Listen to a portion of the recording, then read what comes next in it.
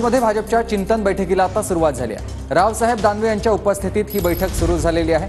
या बैठकीला खासदार अशोक चव्हाण हे देखील गैरहजर असलेले पाहायला मिळतात।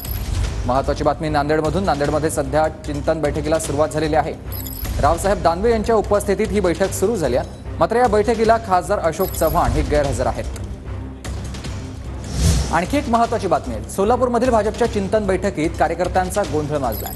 खासदार धनंजय महाडिक यांच्यासमोरच गोंधळ माजलाय। भीमा कारखान्याच्या संचालकांनी भाजप विरोधात काम केल्याचा त्यांचा आरोप आहे आणि म्हणूनच सध्या सोलापूरमधली घटना आपण बघतोय। भाजपच्या चिंतन बैठकीत कार्यकर्त्यांनी गोंधळ घातलेला आहे। खासदार धनंजय महाडिक यांच्यासमोरच कार्यकर्त्यांनी गोंधळ घातलाय। भीमा कारखान्याच्या संचालकांनी भाजप विरोधात काम केल्याचा कार्यकर्त्यांचा आरोप आहे।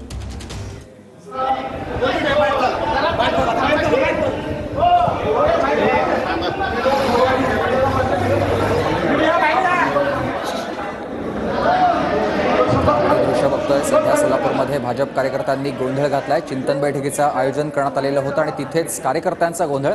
सागर सुरोसे माझे सहकारी आपल्यासोबत जोडले गेलेत। सागर, भाजपच्या बैठकीतला हा गोंधळ तुम्ही आपण पाहिलं की खरं तर काही दिवसांपूर्वी सोलापूर लोकसभेमध्ये भाजपचा जो आहे तो दारुण पराभव झालेला आपल्याला पाहायला मिळाला आणि त्यानंतर मात्र कोणत्याही प्रकारची चिंतन बैठक जी आहे ती झालेली नव्हती। मात्र आज सोलापूरमध्ये चिंतन बैठकीचं आयोजन जे आहे ते करण्यात आलेलं होतं। भाजपचे प्रमुख पदाधिकारी या बैठकीला उपस्थित आहेत। त्यामध्ये या बैठकीसाठी निरीक्षक म्हणून खासदार धनंजय महाडिक यांची नियुक्ती जी आहे ती करण्यात आली होती।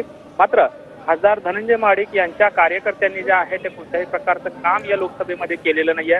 या उलट भाजपच्या विरोधात काम केल्याचा ठपका जो आहे तो काही कार्यकर्त्यांनी या ठिकाणी उठवलेला आहे आणि त्यामुळे हा गोंधळ जो आहे तो या बैठकीमध्ये झाल्याचं आपल्याला पाहायला मिळते। काही दिवसांपूर्वी भाजपचे राम सातपुते आहेत यांचा पराभव या ठिकाणी दारुण पराभव झाल्याचं पाहायला मिळालं होतं आणि या दरम्यान मुन्ना महाडिक जे खरं तर धनंजय महाडिक जे खासदार आहेत भाजपचे त्यांच्या ताब्यात असलेला कारखाना बरोबर आहे काम न केल्याचा आरोप